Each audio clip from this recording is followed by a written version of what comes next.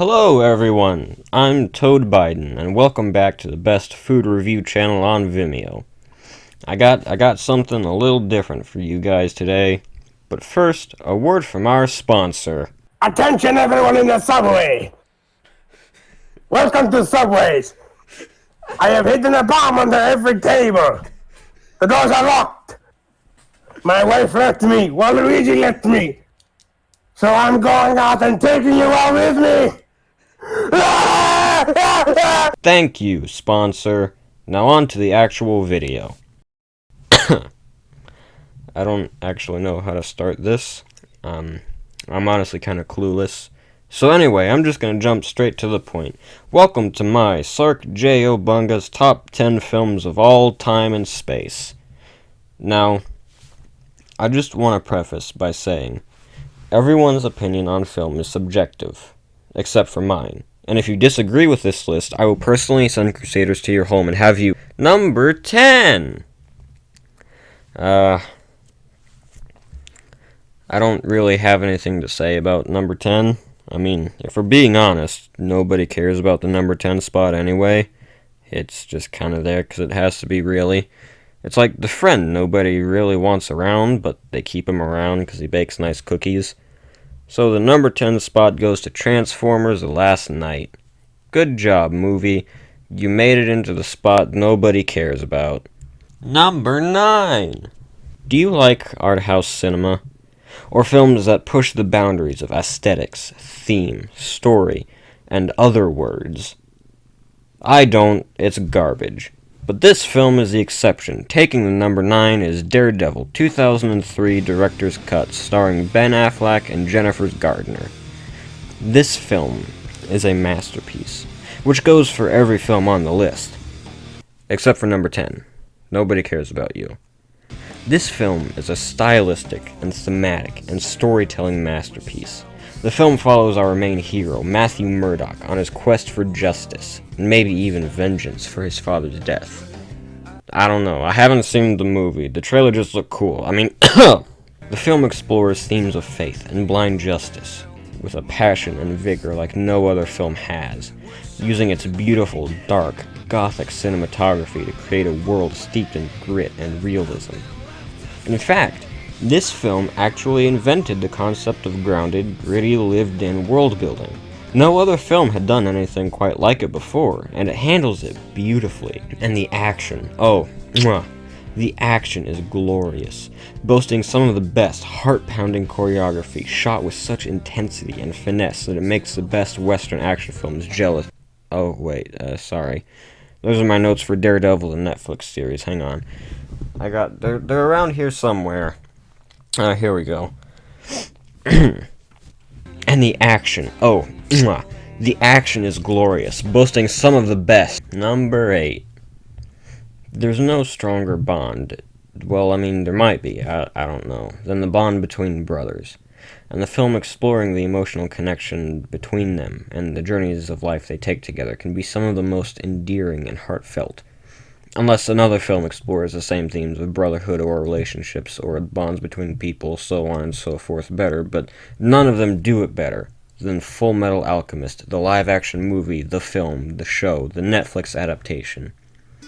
Full Metal Alchemist, the live-action movie, is an 1887 masterpiece of cinema. It takes the garbage show it's based on and completely changes it to make an incredible feat of filmmaking. The way this film handles its story and subject matter is unlike anything you've seen before. It especially handles the brother's backstory and journey masterfully, and is such a well-made adaptation that doesn't cut anything necessary to the story whatsoever. Where it really shines, though, is in the way it uses alchemy in a completely unique, creative way, unlike the show. It's a wonderful mastercraft telling the story of two brothers' painstaking journey, not only through their goals, but through life. It's deep. Unlike that garbage show it adapts, my goodness. Number 7. Knock, knock, knock. Let the devil in. It's Venom. Number 7 is Venom. Think Jekyll and Hyde, but as an old married couple, and it's 12 times better. It's a masterpiece. 6? Where are we? I don't care. Terminator Salvation comes in at number 6. What makes someone human? What is the essence of humanity? Where does the human heart and core lie? Those are questions Terminator Salvation looks to ask and explore. A hard-hitting, gritty war film about a man struggling with his humanity. Is he man or machine? Or is he both? The film explores these kinds of deep, difficult themes in the backdrop of a world torn by machines and war. It's a study of the human condition and why the Terminator franchise should have ended years ago. It's a heart-wrenching story that just leaves you with a feeling like this is going to go on in a constant loop like the Terminator franchise. Number 5. Number 5, we got Ghost Rider. Number 5 is a lot like number 10. It's really just there because it has to be. No one really cares about it either. So Ghost Rider can just kinda be there. It gets an award for existing. Good job, you beautiful piece of cinema. 4. Why do they despise me so? I created them.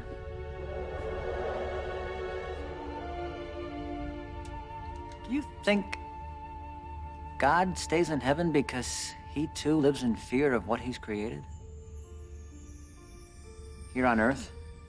Need I really say more about Spy Kids 2? This film explores such incredibly deep, philosophical, thought-provoking topics. It gave me 5 existential crises while viewing it, and made me question my own reality and existence. There's no meaning in life, we're all just born to die. Existence is a black nothingness. Number 3. Ghost Rider 2, Spirit of Vengeance. While Venom may have explored the duality of man in a very interesting way, framing it as a romance, Ghost Rider 2, the second one, explores the duality of man in such an incredibly profoundly human and grounded way. And carrying it all is the incredible performance by Nicolas Cage, my not-so-secret celebrity crush. The film explores the duality and struggles every human faces inside themselves in one way or another, with incredible finesse, and a lot of the reason for that being is something not many people know, and that is that this film is not in fact fictional.